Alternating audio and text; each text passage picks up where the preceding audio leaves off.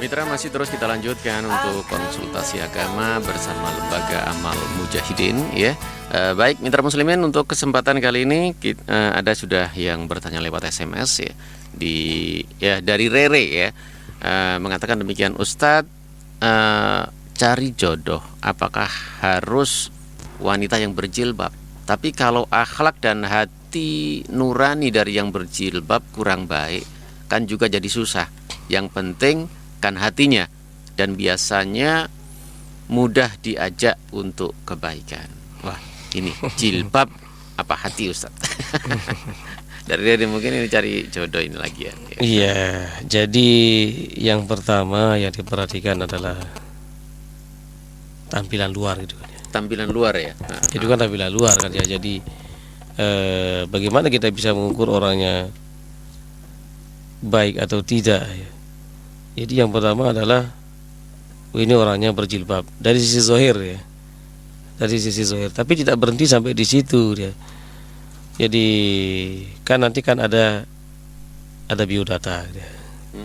Tidak ada biodata, jadi dari situ kemudian setelah biodatanya nih kita pelajari sama-sama oke kan, baru nanti ada ta'aruf. Jadi ketika ta'aruf itulah kita akan mengetahui dia betul-betul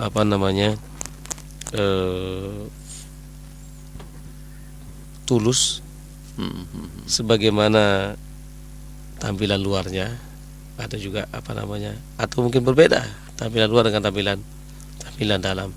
Tapi yang pertama yang kita perhatikan adalah itu dia.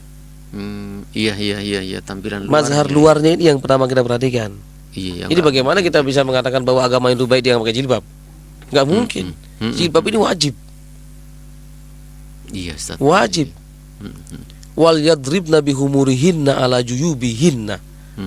Kan dalam surah An-Nur ayat 30. Jadi hendaklah mereka menggunakan jilbabnya sampai menutupi dadanya gitu ya.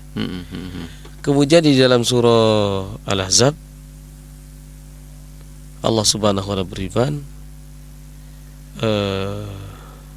ya ayuhan nabi qul li azwajika wa banatika wa nisa'il mu'minin yudnina 'alaihinna min jalabibihinna. Jadi wahai nabi, katakanlah kepada istri-istrimu dan anak-anakmu dan wanita-wanita Islam untuk berjilbab. Ini dulu yang perhatikan. Ini wajib itu ya. Jadi yang penting kan hatinya, nanti mudah diajak kebaikan bohong gitu ya. Bohong. Enggak mungkin. Enggak mungkin. Ya, itu jadi mungkin kesadaran untuk berjilbab ini sudah merupakan sebuah tanda bahwa wanita inilah yang baik gitu, Ustaz. Iya, jadi itu ada kesadaran. Yang penting kan hati, gimana hatinya kalau dia melanggar perintah Allah. Iya, masa kita bisa lihat hati orang? Iya, kita kan ini kan sudah melanggar perintah Allah kalau nggak pakai jilbab. Betul. Allah mengatakan itu jilbab dulu, nanti baru perlahan dengan dia berjilbab itu. Jadi mungkin dia akan melakukan apapun, mungkin dia akan malu karena dia pakai jilbab. Nah, di situ betul. Kemudian dia akan timbul untuk belajar ya. Menyesuaikan antara pakaian dan juga hati. Karena ada orang-orang yang begitu, masa jadi sakit hati gitu ya. Oh, pakai jilbab kayak gitu dia. Iya. Lebih baik itu yang nggak pakai jilbab orangnya baik-baik dia. Ya kita jadikan patokan dia itu. Mari kita lihat kedua kita, uswah kita kan sudah ada panutannya. Kita kan sudah punya pemimpin, imam kita siapa? Al-Quran dia. Al-Quran mengatakan ya itu yang kita ikuti.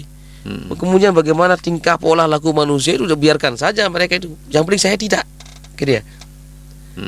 Saya akan pakai jilbab, saya tidak akan seperti mereka. Jangan pakai jilbab, nanti kamu seperti itu. Loh, kita sudah salah kepada anak kita misalnya. Tidak usah nanti kamu seperti itu tuh, pakai jilbab kayak gitu loh.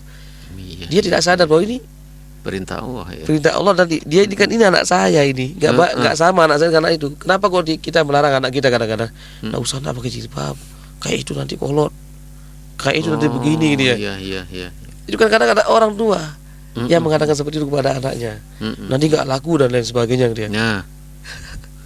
Nanti enggak laku nanti. Macam-macam. Sudah orang dia sudah, misalnya ada kita punya anak, dia sudah mau pakai jilbab. Ada ketika mau pakai jilbab, mau pergi ke mall, enggak usah dah. Masa ke mall pakai jilbab katanya? Iya. Padahal anaknya sudah mau dia. Ya kan kalau kita anak-anak di sini kita didik mulai dari TK udah didik pakai jilbab, SD pakai jilbab, SMP suruh ngelepas. Lu ada lu di sini tuh ada seperti itu Mas Ari. Oh, iya, iya. Ya di sekolah kita itu ada. Suatu saat pernah saya naik motor Mas Ari. Ada seorang nyerempet tres. Saya kejar Mas Ari. Tres sampai ke dia ke apa namanya perempuan ini. Sampai ke pom bensin. Saya buka helm saya, dia ternyata Pak Ustadz katanya. Wah, Murid kita di sini. dia nggak pakai jilbab. Nah pakai jilbab sudah, pakaiannya ketat semua sudah. Waduh. Nah ini kenapa akhirnya?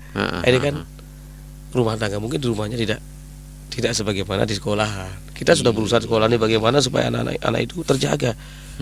Tapi ketika dia sekolah dan pindah sekolah, sudah nggak boleh jilbab lagi dia.